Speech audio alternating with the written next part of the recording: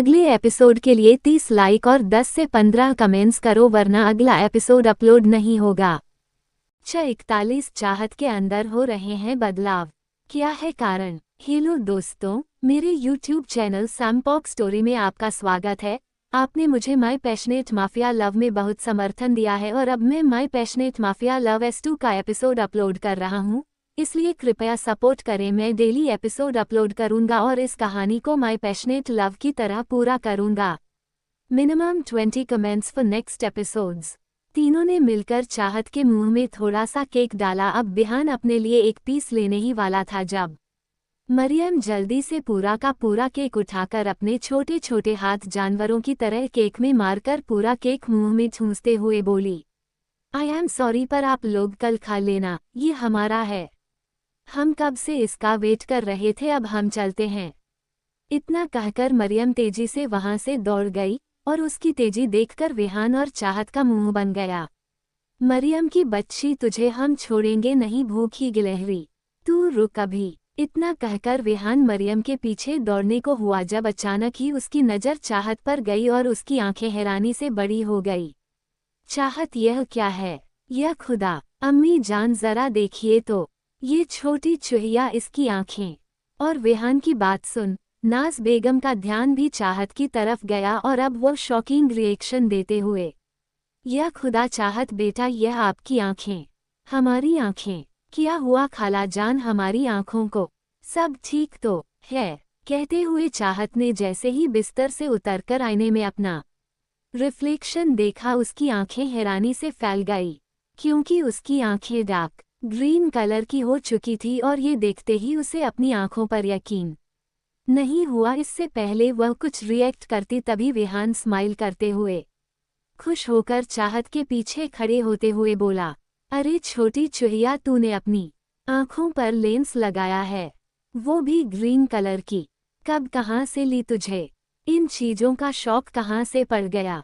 अरे पड़ा तो पड़ा बेवकूफ लड़की, लेकिन इस रात को लगाकर सोने की क्या जरूरत थी? तुझे इतना नहीं मालूम कि इसे उतार कर सोया जाता है वरना आंखें खराब हो जाएगी। वैसे ये दिखने में तो बहुत अच्छा है पर तेरी नेचुरल नीली आंखें भी बहुत खूबसूरत है। अच्छा, अब हमें समझ में आया, ये तूने कल अपने बर्थडे के लिए खरीदा है ना? वैसे हम नोटिस कर रहे हैं आजकल तू अपने ब्यूटी पर कुछ ज्यादा ही ध्यान दे रही है, और यह किसके लिए है हमें अच्छे से पता है। चल ठीक है, अगर तुझे फैशन करने का इतना ही दिल कर रहा है तो इसमें कोई बुराई नहीं है, पर अपना ख्याल भी रखना, ठीक है? हम चलते हैं, और हाँ, सोने से पहले ये लेंस जरूर निकाल लेना।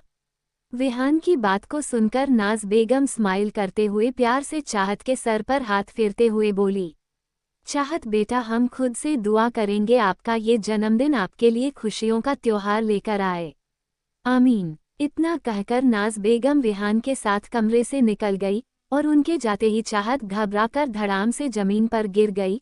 उसे तो कुछ समझ ही नहीं आ रहा था उसके साथ हो क्या रहा है। वह अचानक ही रोने लगी, लेकिन फिर कुछ सोचकर वह जल्दी से बाथरूम की तरफ दौड़ी। चाहत वॉशरूम में जाकर फेस वॉश करती है, अपनी आंखों को जोर जोर से रगड़ती है और जैसे ही वो सामने आईने के रिफ्लेक्शन में खुद को दोबारा देखती है, पूरी तरह से शॉक हो चुकी थी, क्योंकि उसकी आंखें अभी भी डार्क ग्रीन कलर की थी, जो कि काफी खूबसूरती से चमक रही थी, मानो सफेद पत्थरों के बीच चमकते हुए दो हरे हीरे। वह उसकी नीली आंखों से भी ज्यादा चमकदार और खूबसूरत थी, लेकिन इन आंखों को देखकर चाहत घबराने लगी और रोते हुए अपने मुंह पर हाथ रखकर खुद से बोली, या अल्लाह, हमारी आंखें, इसका कलर कैसे चेंज हुआ? आखिर क्या हो रहा है हमारे साथ? कभी हमारे बाल तो कभी आंखें, हर दिन रंग बदल रहे हैं, हमें तो कुछ भी समझ नहीं आ रहा, हम क्या करें? क्या हमें इस बारे में खाला जान को बताना चाहिए? हाँ, हम उन्हें बताकर आते हैं, शायद वह हमारी। कहकर चाहत घबराते हुए वहां से जाने को हुई जब अचानक ही उसने अपने कदम रोक लिए और कुछ सोचकर खुद से बोली, नहीं नहीं, हम ऐसा नहीं कर सकते। अगर हमने किसी को ये बताया कि हमारे बाल और आंखों का कलर अचानक ही चेंज हो रहा है, तो कहीं वह लोग हमें डायन या भूत ना समझ ले, या फिर किसी बड़ी बीमारी का मरीज। और जिया आपा, बुआ जान, अगर उन्हें पता चला तो वह तो सुपर हीरो को कान भरकर एक बार फिर हमारे खिलाफ कर देंगी, और सुपर हीरो को तो वैसे ही हमसे अलग होने का मौका चाहिए। उन्हें 1 मिनट नहीं लगेगा हमसे जबरदस्ती तलाक लेने में। नहीं नहीं, हम उन्हें तलाक नहीं देंगे। हमें खुद ही कुछ करना होगा। लेकिन क्या हमें कुछ समझ नहीं आ रहा? बालों को तो हमने जैसे तैसे दी कर लिया, लेकिन आंखों का क्या? और तभी चाहत के दिमाग की बत्ती जली। अचानक ही उसे कुछ ख्याल आया और वह एक साइड होते हुए बोली, अरे हाँ, याद आया जिया आपा, हम इतनी बड़ी बात कैसे भूल सकते हैं। उनके पास तो एक से बढ़कर एक कलर की आई लेंस है। और हमें अच्छे से याद है पिछले वीक उन्होंने हमारी आंखों से मिलता जुलता ब्लू आई कलर का लेंस लिया था। या खुदा, अगर वह लेंस हमारे हाथ लग जाए तो हमारा काम बन जाएगा। चाहत अपना कान पकड़कर आसमान की तरफ देखते हुए बोली, या खुदा माफ करना, हमें दोबारा चोरी करनी पड़ेगी। पर क्या करें, हमारे पास कोई और रास्ता भी नहीं है। प्लीज अपनी चाहत को माफ कर देना। जिया दी घर पर नहीं है, अपनी सहेली की बर्थडे पार्टी में गई है और यही सही टाइम है, हम उनके रूम से लेंस ले लेते हैं। इतना कहकर चाहा तो तुरंत छुपते छुपाते जिया के रूम में पहुंचती है। बैंक गॉड, रूम लॉक्ड नहीं है, कहकर चाहत जल्दी से जिया के कमरे में घुसकर उसके कमरे में लेंस ढूंढने लगी और थोड़ी देर की मेहनत के बाद उसे लेंस मिल भी जाती है। हाँ, ये रही, मिल गई। अब चाहा तो तुरंत दौड़कर अपने कमरे में आई और आईने के सामने खड़ी होकर परेशान होते हुए बोली, या अल्लाह, हम इसे ले तो आए पर लगाए कैसे? हमें तो मालूम ही नहीं कि यह इस्तेमाल कैसे होता है। अब क्या करें? हाँ आइडिया, मोबाइल, वहाँ से हमें हेल्प मिल जाएगी। चाहत जल्दी से इंटरनेट के माध्यम से सीख कर लेंस पहनना सीखती है। काफ़ी देर की कोशिश और मेहनत के बाद भी उसके लिए यह बहुत मुश्किल था। या खुदा, ये तो लग ही नहीं रहा ये कितना डिफ़िकल्ट है। आंखों में दर्द के कारण चाहत की आंखों से आंसू आ रहे थे, पर फिर भी वो पूरी कोशिश करती है और फाइनली आंखों में वह लेंस पहन ही लेती है। अब फाइनली वह अपने दिल पर हाथ रखकर खुद को हिम्मत देते हुए बोली, फाइनली हमने कर दिखाया। अब चाहत परेशान होकर अपने कमरे में थी। अगली सुबह आज चाहत का बर्थडे था, तो नाज बेगम ने दादा जान से परमिशन लेकर चाहत के लिए छोटी सी बर्थडे पार्टी ऑर्गेनाइज की थी। हालांकि पार्टी में सिर्फ घर के मेहमान और कुछ खास सर्वेठ ही थे, लेकिन फिर भी चाहत के लिए ये काफ़ी था। घर में शाम की पार्टी के लिए डेकोरेशन हो रही थी। तभी एक सर्वेठ नहीं आकर नाज बेगम को इन्फॉर्म किया, बेगम साहिबा, कोई रहीम बाबा आए हैं और वह कह रहे हैं कि आपने उन्हें बुलाया है। रहीम बाबा? अरे तो फिर वह बाहर क्यों है? उन्हें जल्दी इज्जत से अंदर लेकर आओ, कहकर नाज बेगम जल्दी से दरवाजे की तरफ दौड़ी जहां रहीम बाबा आ रहे थे। उन्होंने बहुत ही रिस्पेक्ट के साथ बाबा का वेलकम किया। रहीम बाबा, जिनकी हाइट लगभग 5.8 फीट, ग्रीन कलर का चोला पहने हुए, सर पर सफ़ेद पगड़ी, हाथ में तस्बीह पकड़े हुए, आंखों में गहरा सुरमा लगाए हुए और हाथ में एक चड़ी लिए हुए थे। चेहरे पर बड़ी बड़ी सफ़ेद पकी हुई दाढ़ी, उम्र लगभग 55 साल। उनके फेस पर अलग ही चमक और नूर दिख रहा था। अल्लाहू या अल्लाहू कहते हुए बाबा गेट पर खड़े थे। नाज बेगम बड़े रिस्पेक्ट के साथ उन्हें सलाम करती है और अंदर आने का कहती हैं। बाबा जैसे जैसे अंदर आ रहे थे, चारों तरफ उनकी निगाहें घूम रही थी। वो पूरे विला का जायजा ले रहे थे। अल्लाह अल्लाह, इस आवाज को सुन सब बाबा को देखते हैं। तो नाज बेगम आगे बढ़कर उनका इस्तकबाल करती है। वही बुआ जान भी उन्हें सलाम करती है और अदब से सर झुका लेती है। तो बाबा उनके सर पर हाथ रख, खुश रहो बेटा, दिल को काबू में रखो, खुदा तुम पर रहम करें। इतना कहकर वह आगे बढ़ गए और बुआ जान का मुंह बन गया। नाज बेगम रहीम बाबा से सबको मिला रही थी। सभी ने बड़े अदब के साथ उन्हें सलाम किया। दादा जान भी उनकी इज्जत कर रहे थे। चाहत और मरियम उनके आगे पीछे घूमते हुए उन्हें कंफर्टेबल रखने की कोशिश कर रही थी, लेकिन तभी हाल में खड़े बाबा की नज़र बार बार ऊपर कॉरिडोर की तरफ एक कमरे पर जा रही थी और उन्होंने बिना कुछ बोले अपने कदम उस कमरे की तरह बढ़ा दिए। ये कमरा किसका है बेगम साहिबा? जी, ये हमारे बड़े बेटे रेहान खान का कमरा है बाबा। रेहान खान? हम क्या हम जा सकते हैं? जी वह बाबा, क्यों नहीं, आए हमारे साथ। नाज बेगम बाबा को अपने साथ लेकर रेहान के कमरे की तरफ जा रही थी, तो वही दादा जान अब काफ़ी परेशान लग रहे थे। लेकिन इस घर के मालिक होने के बावजूद उन्हें इतनी हिम्मत नहीं थी कि वो इतनी पहुंचे हुए सिद्ध महात्मा को रोक सके। वो बस अपनी छड़ी पर पकड़ कसते ही रह गए। बाबा रेहान के कमरे की तरफ जा ही रहे थे, जब अचानक ही उनकी नज़र सामने खड़े रेहान पर गई, जो किसी से कॉरिडोर में खड़े होकर फ़ोन पर बात कर रहा था। इस वक्त उसके चेहरे पर काफ़ी कोल्ड एक्सप्रेशन थे। रेहान को देखते ही स्माइल करते हुए सामने की तरफ इशारा करके कहा, बाबा हो रहे हमारे बड़े बेटे रेहान खान, और रेहान से तो आप मिल ही चुके हैं। अगर आप उन पर भी दम कर देते तो बेहतर होता। और नाज बेगम की बात को सुनकर बाबा ने जैसे ही सामने देखा, उनकी आंखें हैरानी से फैल गई। उनका दिल अचानक ही बैठने को हो गया, उनके कदम अचानक ही लड़खड़ा गए, वह गिरने को हुए कि तभी बाबा ने किसी तरह खुद को संभाल। बाबा उसे देखकर घबरा गए थे, उनके फेस पर पसीने आने लगे। उन्होंने अपनी तस्वीर तेजी से घुमानी शुरू कर दी। नाज बेगम बाबा को देखते हुए, क्या हुआ बाबा, आप ठीक है ना? चलिए ना हमारे रेहान को। हाँ हाँ हम ठीक है, फिलहाल हमें जाना होगा। बेगम साहिबा हम बाद में आते हैं, हमें कुछ जरूरी याद आया है। नाज बेगम हैरान होते हुए, जरूरी याद आया है?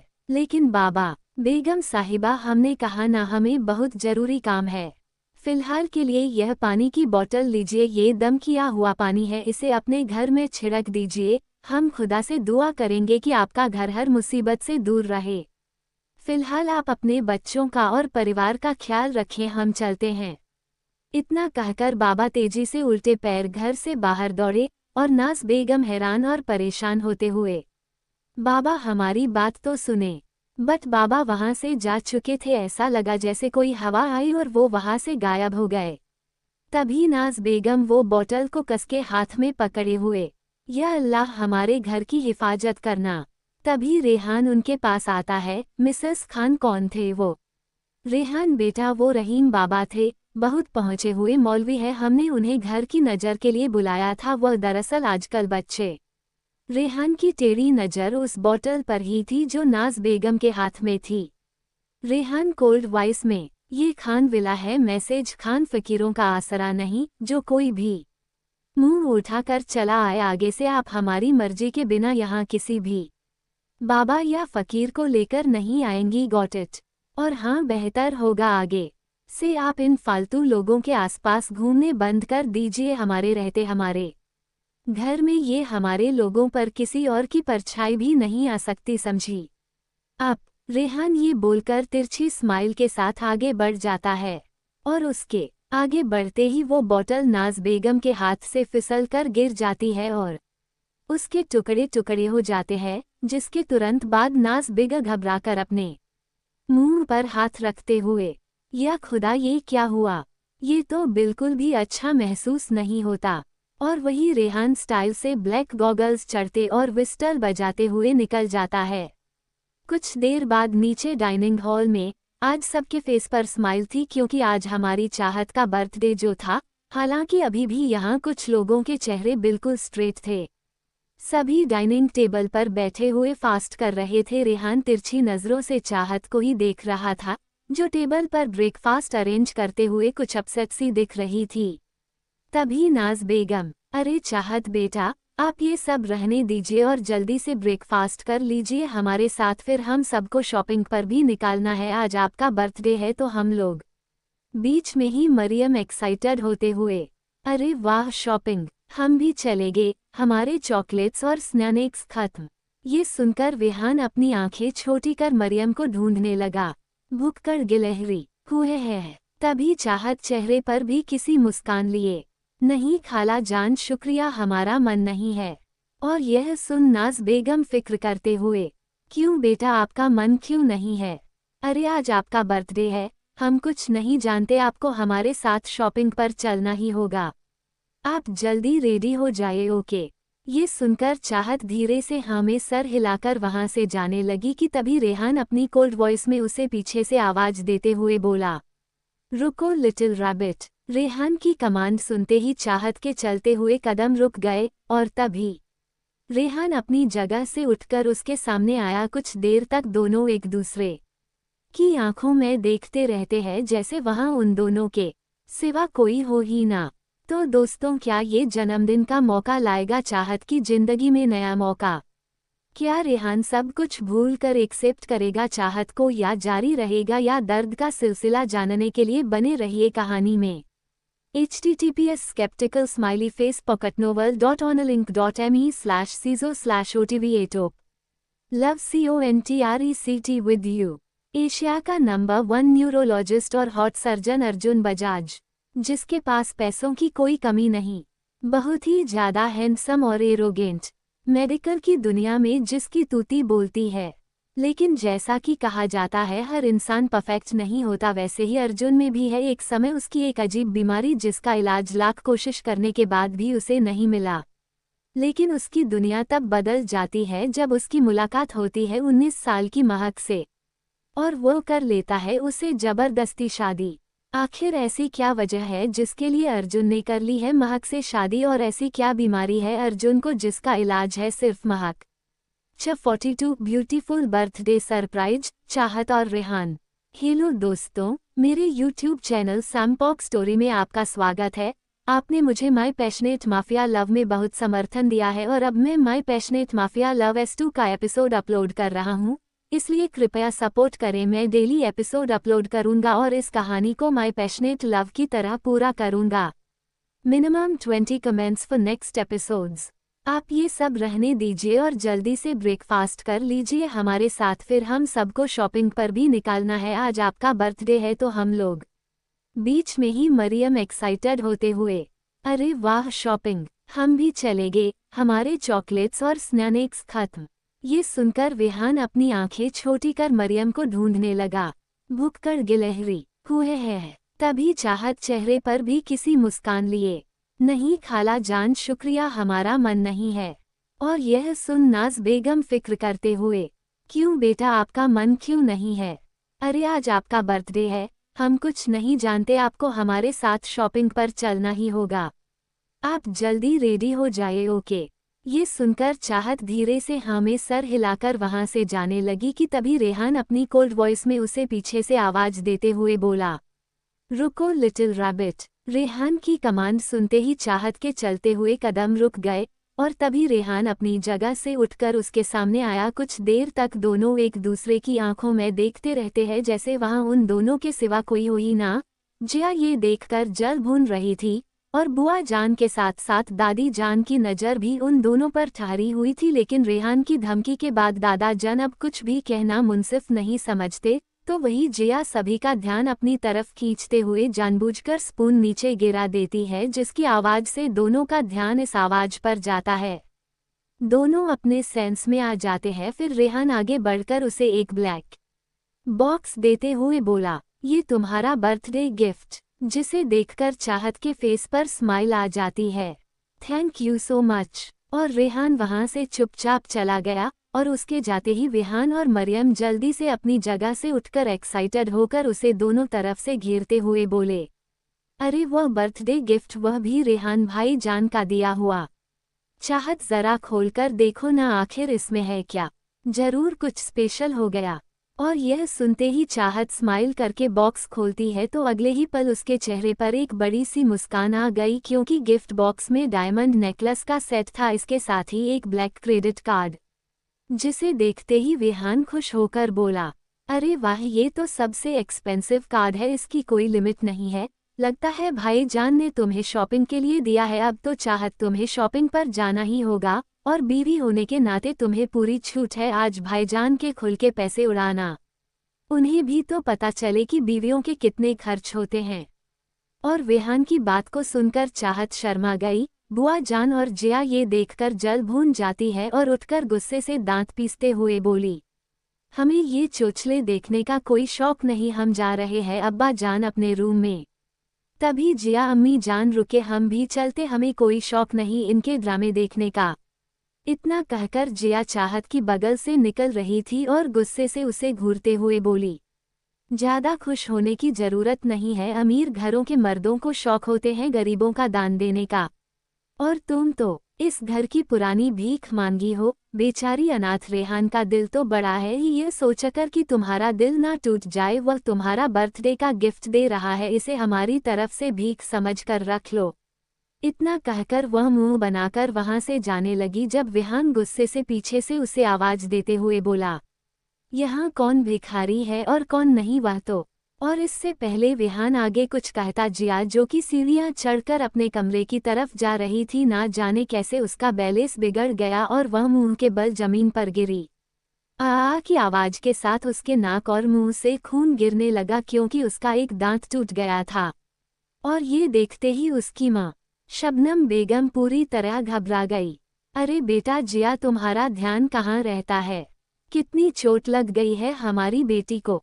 बुआ जान जिया के लिए परेशान हो रही थी और अचानक ही हाल में सभी के खिलखिलाने की आवाज गूंज उठी। मरियम और विहान तो मुंह पर हाथ रखकर हंस रहे थे और उनको इस हरकत पर नाज बेगम आंखें दिखा रही थी, लेकिन हमारी चाहत जिसका ध्यान अब सिर्फ अपने गिफ्ट पर था, उसका दिल खुशी से झूम रहा था। वह मुस्कुराते हुए अचानक ही अपने कमरे की तरफ दौड़ गई और कमरे का दरवाजा बंद कर दिल पर हाथ रख गहरी गहरी सांस लेने लगी। उसे रेहान का गिफ्ट बहुत पसंद आया था, और आए भी क्यों नहीं, उसके पति ने उसे गिफ्ट जो दिया था।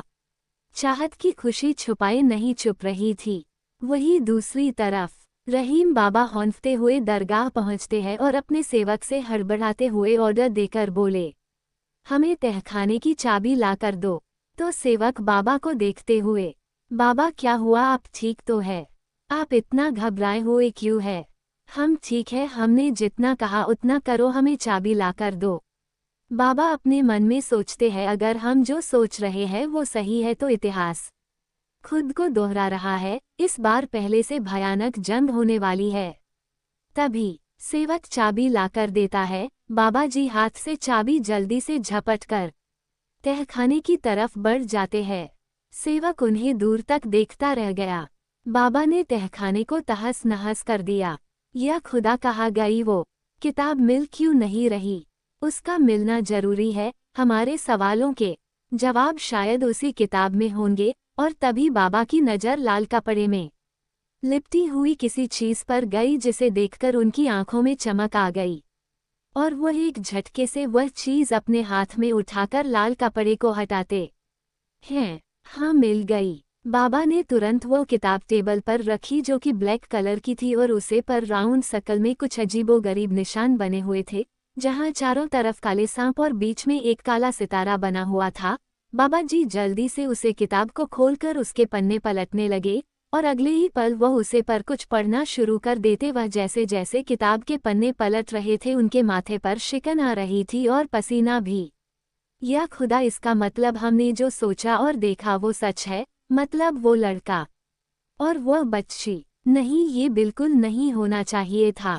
या अल्लाह, उस मासूम बच्ची की मदद करना, जाने अनजाने वो 3 काल को आमने सामने ले आएगी और एक भयंकर जंग का आगाज होगा और हम चाह कर भी उसे रोकने में कामयाब नहीं हो पाएंगे। हमें मालूम है वह बहुत शक्तिशाली है, उसे रोकना हमारे बस की बात नहीं, लेकिन फिर भी हमें कोशिश तो करनी होगी। हमें पता है शैतान, हमारे दिए हुए पाक बोतल के पानी को तुम तोड़ चुके हो। वक्त के साथ साथ तुम और ताकतवर बनोगे और शैतानों में भी तुम्हें रोकने की ताकत किसी के पास नहीं होगी सिवाय ऊसा के। लेकिन अगर यह बात उसे पता चली तो कहीं वह उसे खत्म करने की कोशिश ना करें। नहीं, हम ऐसा नहीं होने दे सकते। हमें कुछ वक्त के लिए यहाँ से जाना होगा ताकि इन काली शक्तियों को रोकने का उपाय ढूंढ सके, इससे पहले कि 3 जहां के दरवाजे खुले और एक भयंकर तबाही हो। इतना कहकर रहीम बाबा तुरंत अपना बोरिया बिस्तर लपेटकर बाहर की तरफ भागे। वहीं दूसरी तरफ विहान, नाज बेगम, चाहत और मरियम शॉपिंग के लिए निकल जाते हैं। वहाँ वो लोग खूब सारी शॉपिंग करते हैं। चाहत को नाज बेगम ने बहुत सारी ड्रेसेज दिलाई थी। शाम को पार्टी के लिए चाहत ने ऑफ शोल्डर पिंक बाबी गाउन लिया था विद ब्यूटीफुल टियारा। वो चाहत पर बहुत ही प्यारा लग रहा था। देखते ही देखते शाम हो गई और पार्टी स्टार्ट हो चुकी थी। पार्टी में ज्यादा गेस्ट तो नहीं थे, बस चाहत के पुराने स्कूल की कुछ दोस्त और विहान के कॉलेज फ्रेंड। गेस्ट आने शुरू हो चुके थे और हमारी बर्थडे गर्ल भी रेडी थी। आज चाहत सच में एक परी लग रही थी। लंबे काले घने काले बाल जिसको उसने आगे से कल किया हुआ था और सर पर ब्यूटीफुल फ्लावर टियारा लगाया हुआ था। ऑफ शोल्डर गाउन और गले में रेहान का दिया हुआ ब्यूटीफुल डायमंड नेकलेस और कानों में डायमंड ईयरिंग चाहत बला की खूबसूरत लग रही थी, और उससे भी बढ़कर उसके गालों पर पड़ने वाले वह खूबसूरत डिम्पल। चाहत ने अपनी डार्क ग्रीन आंखों को नीले रंग के लेंस से कवर कर रखा था। तभी मरियम चाहत के रूम में घुसते हुए, चाहत तू रेडी हो गई क्या? मरियम चाहत को देखते ही, वल्लाह मेरी हुस्न परी, आज तो पार्टी में कत्ल होंगे कत्ल मेरी जान। तो चाहत मरियम को मारते हुए, चुप कर पागल, सीरियल देख देख कर बिगड़ गई है तू। दोनों हंसने लगती है और तभी मरियम को कुछ याद आया। उसने चाहत को उसका गिफ्ट देते हुए कहा, चाहत ये हमारी तरफ से तुम्हारे लिए गिफ्ट। वह क्या है ना, हम अभी पार्टी में नहीं आ सकते, दरअसल हमें पीरियड आ गए हैं और हमारी तबीयत कुछ ठीक नहीं लग रही है, तो हम बाद में आएंगे। ओके ठीक है, तुम आराम करो। और गिफ्ट के लिए थैंक यू कहकर चाहत स्माइल कर रही थी। नाज आकर उसे अपने साथ ले गई। चाहत बेटा नीचे चलिए, मेहमान आ गए हैं। चाहत नाज बेगम के साथ चली गई और उसके जाते ही मरियम के चेहरे पर मायूसी याद आई। काश हम भी पार्टी में जा पाते। वो लगभग रोने जैसा चेहरा बना लेती है और अपने कमरे में जाकर खुद को लॉक कर लेती है। वहीं दूसरी तरफ नाज बेगम चाहत को अपने साथ नीचे गार्डन में लेकर आई, जहां चारों तरफ अंधेरा था। ये देख चाहत थोड़ा घबराते हुए बोली, खाला जान यह आप हमें कहाँ ले आई है? यहाँ तो अंधेरा है, शायद हम लोग गलत जगह। कहकर उसने जैसे ही पीछे पलट कर देखा, वहां कोई नहीं था। अब तो चाहत को और भी ज्यादा घबराहट हो रही थी कि तभी अचानक ही वहां एक जोरदार ब्लास्ट होता है और लाइट्स ऑन हो जाती है। सामने वॉल पर हैप्पी बर्थडे चाहत लिखा था। चारों तरफ white and pink colour balloons की डेकोरेशन थी। सभी चाहत को बर्थडे विश कर रहे थे और चाहत के होठों पर एक मुस्कान आ गई, लेकिन इसके बावजूद चाहत की नजरें रेहान को ढूंढ रही थी, जो वहां नहीं था। उसे न देखकर चाहत का चेहरा मायूस होने लगा। तभी नाज बेगम चाहत का हाथ पकड़कर, आओ चाहत, केक कटिंग का टाइम हो गया। वह चाहत को स्टेज पर लेकर आई, जहां एक बहुत ही खूबसूरत ब्यूटीफुल 3 लेयर केक लाया जाता है। तभी रेहान, जिसने आज ब्लैक टैक्सीडो पहना था, जो देखने में बहुत ही ज्यादा चार्मिंग और हैंडसम लग रहा था, वो पार्टी ऑफ अट्रैक्शन बना हुआ था। वो पीछे से चाहत के हैप्पी बर्थडे चुहिया कहते हुए जोर से चिल्लाया, तो चाहत रेहान को देख स्माइल करने लगती है। थैंक यू भाईजान, चल आजा, तेरा बर्थडे केक कट करते हैं। अरे अब यह मरियम कहाँ गई? कहीं फिर से तो कुछ खाने नहीं लगी? कहकर रेहान अपनी नज़र इधर उधर कर रहा था, जब नाज बेगम ने स्माइल करते हुए बताया, बेटा उसकी तबीयत कुछ ठीक नहीं लग रही थी, तो वह कमरे में आराम कर रही है। तब तक हम लोग कंटिन्यू करते हैं। इतना कहकर नाज बेगम चाहत को केक के सामने खड़ा करती हैं। चाहत के एक साइड नाज बेगम और लेफ्ट साइड में रेहान और दादा जान थे। हालांकि दादा जान इस पार्टी में आना नहीं चाहते थे, बट नाज बेगम की रिक्वेस्ट पर वो आ गए थे। चाहत की नज़रें तो अभी भी रेहान का रास्ता देख रही थी। वह इस जगह मौजूद तो थी, पर उसका दिल सिर्फ रेहान पर टिका हुआ था। रेहान को अब तक न आया हुआ देखकर अब उसके चेहरे की मुस्कान भी गायब होने लगी थी। अब नाज बेगम और रेहान के कहने पर ना चाहते हुए भी वो केक कट करने ही लगी थी, जब अचानक ही उसकी नज़र सामने से आ रहे एक हैंडसम इंसान पर गई, जिसे देखते ही उसकी आंखें चमक उठी, क्योंकि उसे रेहान बड़े ही स्टाइल और एटीट्यूड के साथ आता हुआ दिखाई दिया। रेहान को देखते ही चाहत के होठों पर एक न बयां कर सकने वाली मुस्कान तैर गई। रेहान, जिसने ब्लैक टैक्सीडो पहना था, हाथ में रोलेक्स वॉच, जेल से सेट किए हुए बाल और फेस पर angry look with French beard, जो उसके लुक को और भी एनहांस कर रहा था। चाहत रेहान को देखते हुए केक कट कर देती है और सबसे पहले नाज बेगम को केक खिलाती है, लेकिन नाज बेगम के इशारे पर वह पहले दादा जान के पास चली गई। दादा जान हल्के मन से केक खा लेते हैं और अब वह एक नज़र नाज बेगम की तरफ देखती है, तो नाज बेगम स्माइल करते हुए रेहान की तरफ इशारा करती है, जिसके बाद चाहत के चेहरे पर एक बार फिर मुस्कान खिल गई। वह शर्म से अपनी नज़र झुका लेती है और अपने कदम रेहान की तरफ बढ़ा देती है। चाहत, जो कि रेहान से कद में काफ़ी छोटी थी, अपना हाथ बढ़ाकर रेहान के मुंह के पास केक ले जाती है, पर हाइट छोटी होने के कारण लंबे चौड़े रेहान के होठों तक वह पहुंच ही नहीं पाई।